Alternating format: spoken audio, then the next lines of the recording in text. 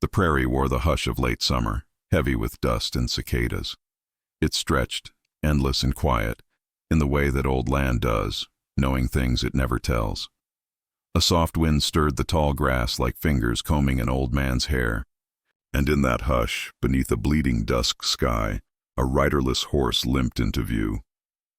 Jonas was at his forge when he heard it, an unnatural shuffle among the rhythm of crickets and the far-off cry of a hawk. He wiped his brow, setting the iron rod down on the anvil, and stepped out into the falling amber light. At first he saw nothing, just the dying sun slipping behind the hills like it was ashamed to witness another day alone. But then the rustling came again, low, steady, almost careful. At the edge of the cornfield something moved. He reached for the rifle, leaning by the door, though he hadn't fired it in 2 years. His dog was long buried, and neighbors didn't come this far west, unless they were lost or armed with bad intentions. Still, the wind whispered caution, and Jonas had learned long ago that the land rarely lied. He crossed the field slowly, boots sinking into the dry earth, the barrel of his rifle catching the last rays of sun. When he reached the clearing where the corn thinned out, he saw her, a girl, or almost. She couldn't have been more than 17, maybe 18. Her body twisted as if she'd fallen from a horse, or been thrown. Her skin was dusted bronze and blood, her black hair matted with sweat and thorns. The fabric of her dress was torn at the thigh, soaked in red, and something jagged, an arrowhead or splintered bone, jutted out just above the knee. She didn't look at him. Her eyes were closed, lips parted in shallow gasps, like she was breathing through a dream too painful to wake from. Jonas knelt, lowering his rifle. She was Comanche. Every instinct in his body screamed what he already knew. This could end him. A white man caught sheltering a Comanche girl, wounded and alone. It wouldn't matter the story.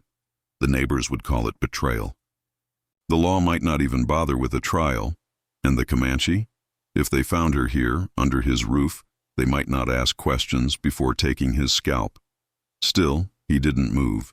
She coughed, a wet sound that rattled her small frame, and something in it unhooked him from caution. He hadn't heard a human sound like that in months. Not since the railroad pushed through the valley, and the last of the traveling traders packed up and disappeared. Loneliness had crept into him slowly over the years, the way cold slips into bones, not sudden, just always there. He bent down and scooped her into his arms. She weighed little more than a sack of flour. He felt her body flinch against his chest, but she didn't wake. The fever had taken hold. She burned like iron left too long in flame. He carried her across the field, through the porch, and down, into the cellar. The cabin was too exposed. The cellar, lined with jars of peaches and rusting tools, was the only place with a door he could bar from the inside. He laid her down on the old cot and lit the lantern. The light danced across her face, casting shadows under her cheekbones, catching on the faded red beads around her neck. Her leg looked worse in the glow, swollen, angry, with infection already setting in. Jonas poured whiskey into a tin bowl, cleaned his knife, and set to work. She didn't scream. Not really. She gritted her teeth and let out one sharp cry as the arrowhead came free, but not another after that. Even half-conscious, her pride burned hotter than the fever. He sewed the wound with shaking fingers, cleaned what he could, and left her a canteen beside the bed. When she finally opened her eyes, it was morning. He was upstairs, drinking coffee from a cracked mug and staring at the fire when he heard her footsteps above. Slow, limping, testing the floor like it might betray her. He didn't move, just waited. The trapdoor creaked open. She climbed up, one step at a time, until her head emerged into the room. Her gaze found him instantly, sharp and deliberate. She looked at the rifle in the corner, then back at him. No words, just watching. He gestured to the chair across from him. She didn't sit. "You hungry?" he asked softly, nodding to the pot on the stove. She tilted her head slightly, as if weighing the question itself for danger. Then, wordless, she stepped forward. He served her stew in silence. She ate slowly, sparingly, like each bite might be her last. He watched without watching, noting the way she held the spoon, awkwardly, left-handed, and how her eyes never left the room's edges. "You got a name?" he asked. She didn't answer. "That's all right," he said. She stayed in the cellar that night, and the next, never quite sleeping but never trying to flee either. Jonas made her a crutch from a broom handle, left clean clothes folded at the edge of the cot. She didn't thank him. He didn't expect her to.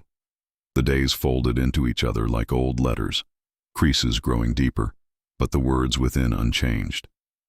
She watched him at the forge, her dark eyes following the rhythm of hammer and flame. Sometimes she brought water. Once she even brought a small bird she'd caught, dressed and cleaned with a precision that startled him. He cooked it. She ate most of it. Neither said anything, but something unspoken began to settle between them, like dust on old wood. Not trust, not yet, but maybe the start of its shadow. Then, 3 days later, just before twilight, he found her trying to leave.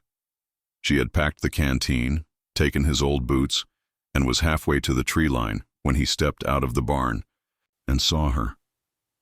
She froze when he called her name, not a name really, just girl, and turned with her shoulders braced for a blow.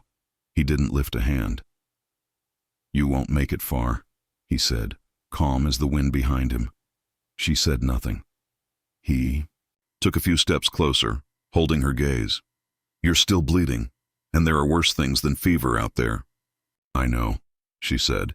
It was the first time he'd heard her voice, rough, low, like water slipping over stone. "Then stay another night," he said. "No one will find you here. Not tonight." She hesitated, then nodded. She came back. That night they sat by the fire, two silent figures outlined in orange.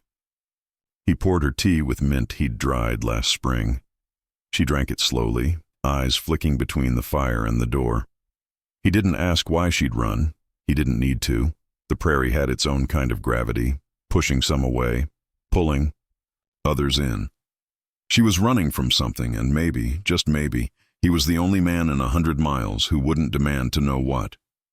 She stared at the fire for a long time, her hands wrapped tight around the mug.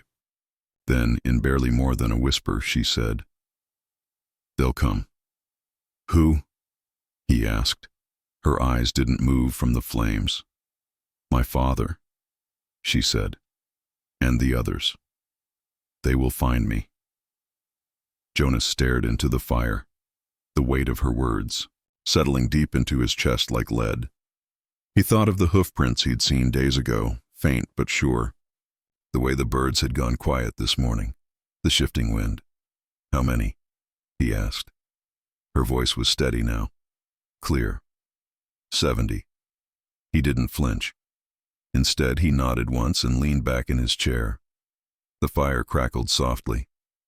Outside, the prairie was still, and somewhere across the sea of grass and silence, 70 riders moved like ghosts.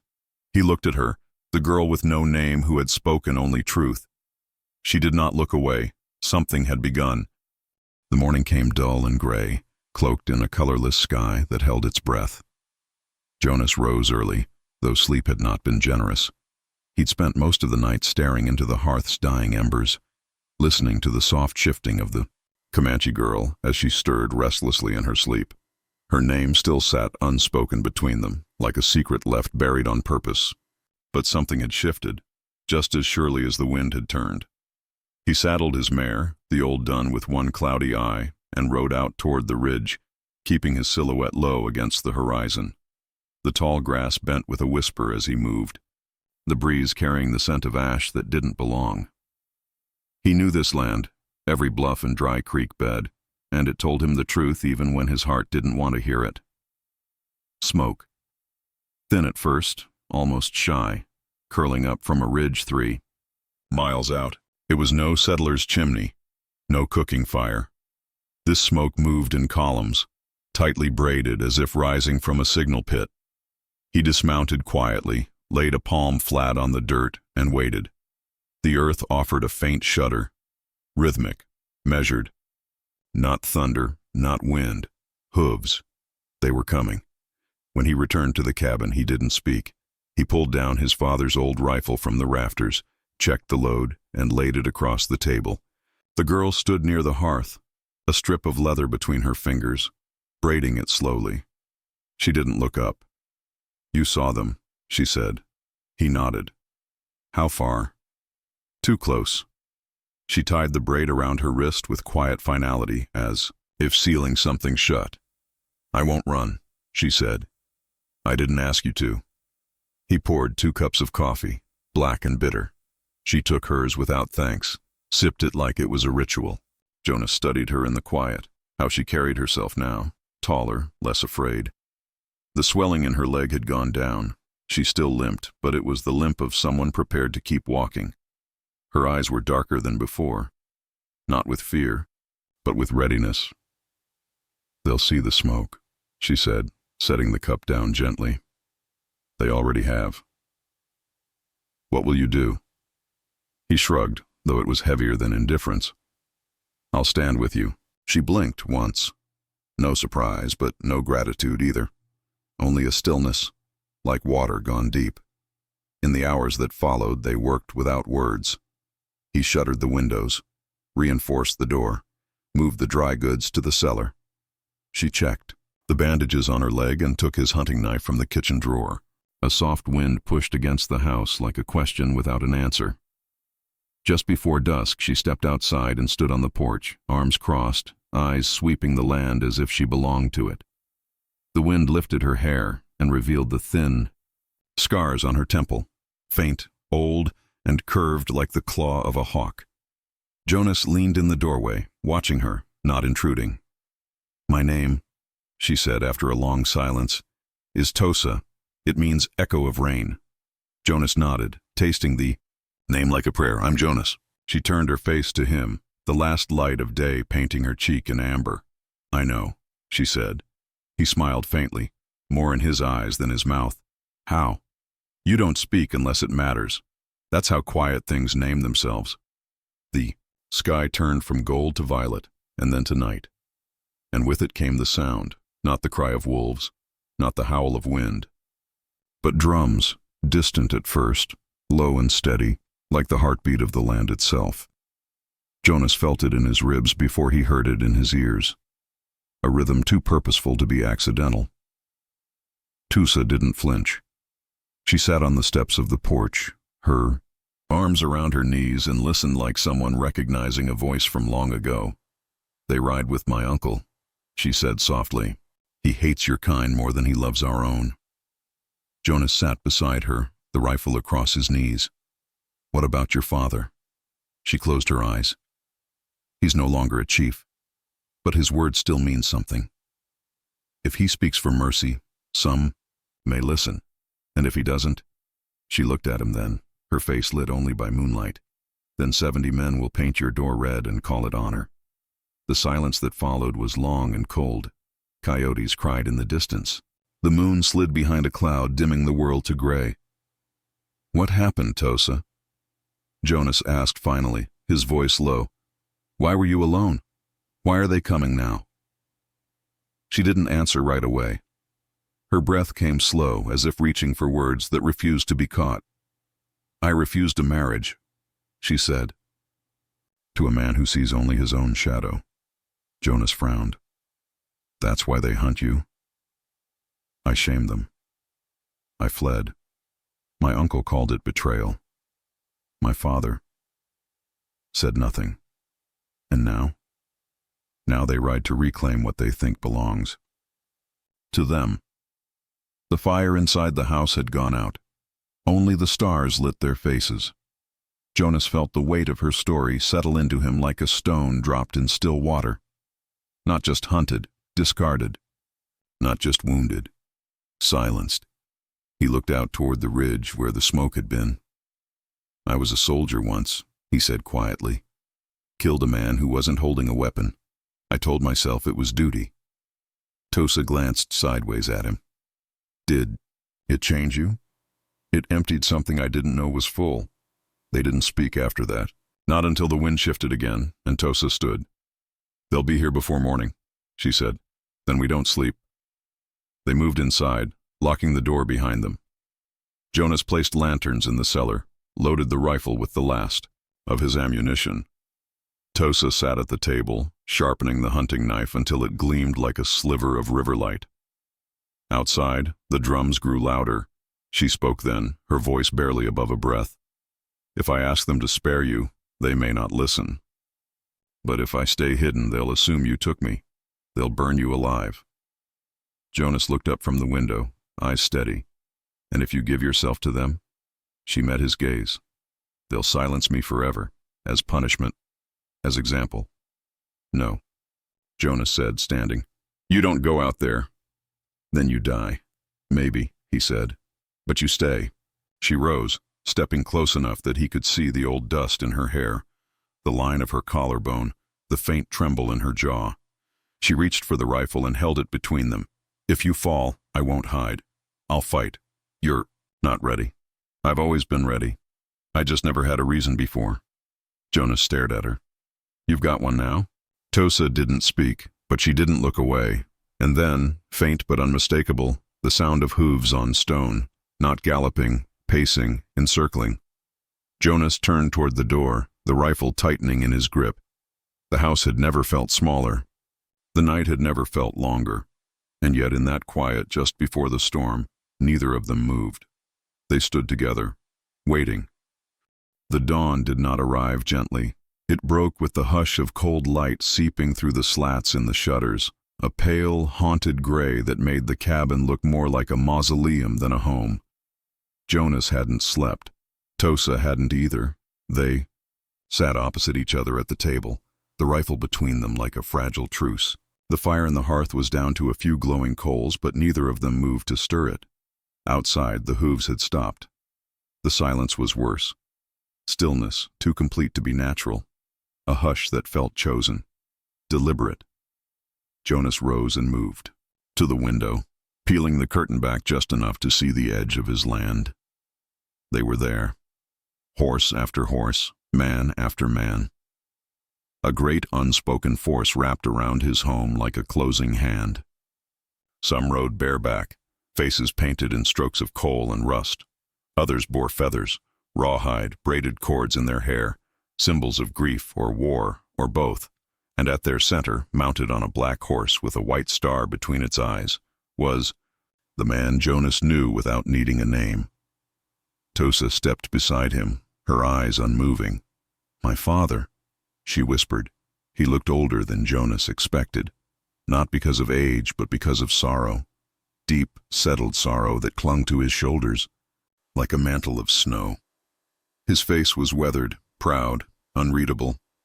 But in his eyes, Jonas saw the smallest flicker of something human, recognition, pain, perhaps both.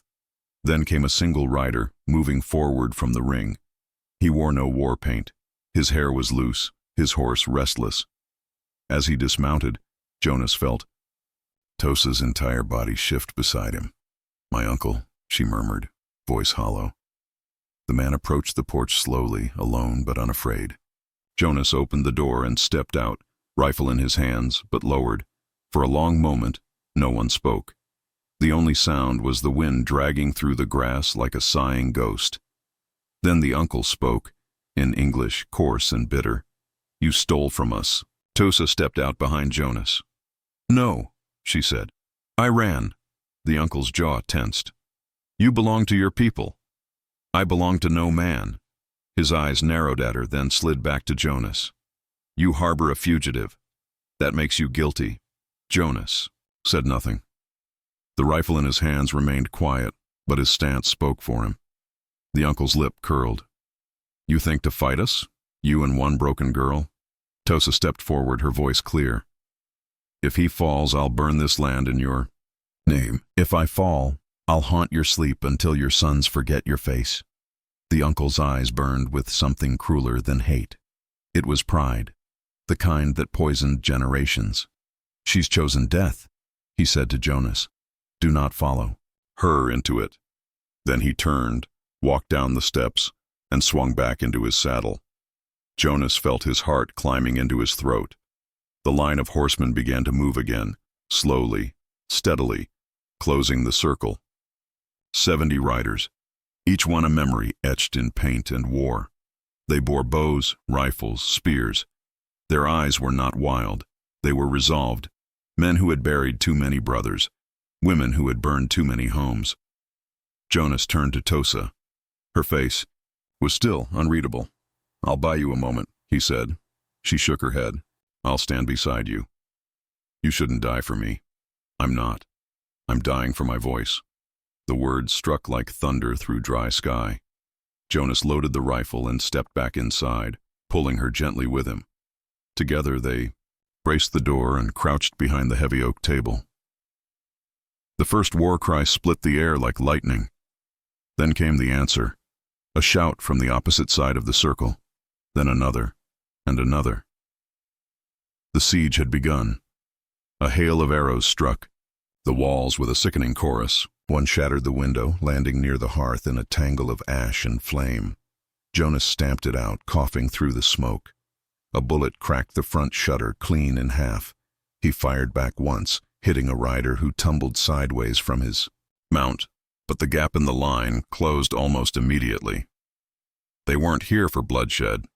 They were here for a message, a correction, a warning to any who might take in one of their own and call her family. Tosa knelt by the cellar door. "Pulling it open. We can't hold," she said, coughing. "There's too many." Jonas looked at the rifle. "Only 3 bullets left. I won't let them take you." She touched his arm, softly, not to stop him, but to steady him. "They already did, a long time ago, but I walked back." Before he could speak again, there was movement at the edge of the field. A rider had broken formation, not the uncle.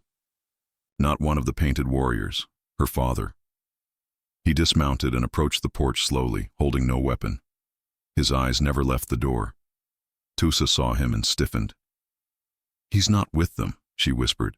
"He's not part of this." Jonas gripped the rifle tighter. The old man stepped into the open, arms at his sides. He looked not like a warrior, but like a mourner. "I want to speak with my daughter," he called out. Jonas hesitated. Then slowly, achingly, he lowered the gun. Tosa stepped into the open doorway. For a moment, it was only the two of them, father and daughter. A whole war between their silences. He looked at her as if trying to see the child she once was. But that girl was gone. In her place stood something harder, wiser, unbroken. "You ran," he said. "I lived. They will not forgive you. I did not ask them to." He looked past her, toward Jonas, then back again. "You found kindness," he said. She nodded once. "I found a home, for one night." He said nothing more, but in his eyes a soft fog passed over, a knowing, a loss. Then he turned back to the line of riders and raised one hand. The circle paused. He spoke in Comanche, voice loud enough to carry. The words were foreign to Jonas, but not to Tosa. She stood straighter as he spoke, breath hitching only once. When he finished, the line didn't break, but it didn't close either.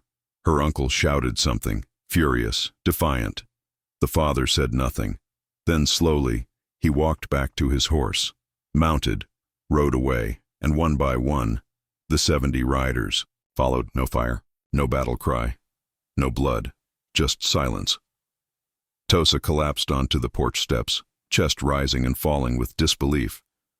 Jonas sat beside her, the rifle slack in his hands. "What did he say?" he asked. She was quiet for a long time. He said that I was no longer his daughter, but that if I had chosen mercy, then they would leave without revenge. Jonas exhaled slowly. "He chose you in his way." She shook her head. "He chose peace. There's a difference." The horizon was bleeding light again, pale pinks and oranges dripping across the sky like paint on water. The prairie, once filled with shadows, now lay open and emptied. Jonas reached out and took her hand. She didn't pull away. "You can stay," he said softly. She looked out at the field. "I might." They sat there, 2 silhouettes against the wounded dawn, and somewhere, in the distance, a single hawk cried out into the open sky. The world did not end when they left. It only quieted. For 3 days after the last hoofbeat vanished over the northern ridge, Jonas and Tosa lived as if caught between breaths, neither exhaling nor daring to move too loudly. The wind, once a thing of comfort, now carried ghosts. Every creak in the wood, every gust rattling the shutters, felt like a whisper from the edge of memory. They rose early, worked in silence, and slept with one eye half open. But on the fourth morning, something shifted. It was subtle, a softness in the way the sky opened, gold spilling through the trees like honey. The bluebirds returned to the fence posts, fluttering with hesitant joy. Jonas noticed them while fixing a cracked pane of glass in the cabin wall. He paused, one hand holding the fresh shard, the other resting over the old. Tosa stood behind him, sleeves rolled, hair braided with a new kind of care. She no longer moved like a hunted thing. She moved like someone searching for roots. The repairs became their rhythm. Boards replaced, glass fitted, earth tilled. They mended what had broken, not because they expected peace, but because they needed purpose. Her hands grew calloused, and so did her trust, softening around the edges, still wary, but no longer closed. Jonas watched her when she thought he wasn't. The way she looked at the hills, like she was asking them something. The way she whispered to the drying herbs above the hearth, or stood in the garden long after the last seed had been buried. She never spoke of the 70 riders. He didn't ask. One evening, as twilight folded over the land like an old quilt, Tosa brought out a small bundle wrapped in doeskin. She laid it on the table between them, unwrapping it with reverence. Inside, a thin strip of cloth, deep red, marked with blackened beadwork. "My mother gave this to me the day I bled for the first time," she said, voice like a wind chime dulled by dust. "It was to be sewn into my wedding dress one day, a symbol of fire and endurance." Jonas looked at it carefully, not touching. "You want to keep it?" "I want to bury it." A silence passed like smoke between them. He nodded. They walked out beneath the old cottonwood by the creek, where the water curled and whispered over stones. She knelt without hesitation, digging gently, her fingers dark with earth. He handed her a trowel, but she shook her head. "I need to feel it." When the cloth was lowered into the soil, Tosa paused. "I'm not mourning," she said, almost to herself. "I'm planting." Jonas didn't speak. He only stood beside her, as he always had, silent, steadfast, a witness to her rebuilding. That night, they sat closer than before. No words between them, just warmth. Her head found his shoulder as if it had always belonged there, and he rested his cheek atop her hair, smelling wood smoke and wild mint. Morning brought visitors, not warriors, not scouts, children. 3 of them, no older than 10, barefoot and curious, approaching from the edge of the trees with the caution of foxes. Behind them an old woman limped slowly, carrying a woven basket filled with dried corn and sweetgrass. Jonas stepped onto the porch, rifle left, leaning against the doorway. Tosa stood beside him, her breath catching. The woman raised a hand in greeting, eyes shaded by the weight of years. "We come in peace," she said, her Comanche heavy but warm. "Your name is spoken among us, not with hatred, with wondering." Tosa stepped down slowly, heart thudding in her throat. "You should not be here," she said gently. The old woman smiled. "Then why does it feel like we've come home?" They ate together that evening. Nothing grand, just cornbread, beans, boiled wild greens. The children laughed like water tumbling over stones, chasing chickens, poking at Jonas's old boots as if they were relics from another age. Tosa watched them with a tenderness she had kept hidden beneath all her silences. "They're orphans," the old woman said softly, her eyes following the youngest, who had taken to petting the mule. "The raids took their mothers. Disease took the rest." Tosa nodded, throat thick. "And you?" "Just an old root, looking for soft soil." They stayed 2 days, then 5. Then they simply stopped leaving. Tosa taught the children words in English. Jonas built a lean-to by the barn and reinforced the cabin roof to hold more sleep. The land adjusted as it always did. Grass grew over blood. Birds sang over memory. The prairie did not forget, but it forgave, in its own quiet way. There was still danger. always. Riders passed in the far distance sometimes, lone shadows watching from ridgelines before disappearing like mist. But none approached. None tested what had been left unspoken. And still, the world turned. One moonless night, as the stars stitched silver into the sky, Tosa stood by the fence watching the wind move the fields like fingers brushing long hair. Jonas joined her, arms crossed. "You thinking of going?" he asked softly. "I was," she answered. "But now, I think I've already gone." He looked at her profile, strong, unbowed. "Gone where?" She turned, eyes full of tired peace. "Past the fear, past the running. I'm not who they buried. I'm who grew back." They stood in silence, wrapped in starlight. Then she reached for his hand, fingers interlocked like branches of different trees learning the same wind. "You were my shelter," she said. "But now I think we build one together." Behind them, the house flickered with lantern light. Laughter rose from within, faint and human and real. A new chapter, not born from war, but from mercy. The land didn't ask for forgiveness, but it had given them space to plant something better. And under that vast velvet sky, where hawks soared wide and wild, two souls stood still, roots finally reaching toward something that looked like home. If you felt something stir in your chest tonight, if this tale reminded you that love is not loud but loyal, not fast but patient, tell us where you're listening from. Like, comment, subscribe, and maybe, just maybe, someone out there will hear you. Wherever mercy takes root, home is not far behind.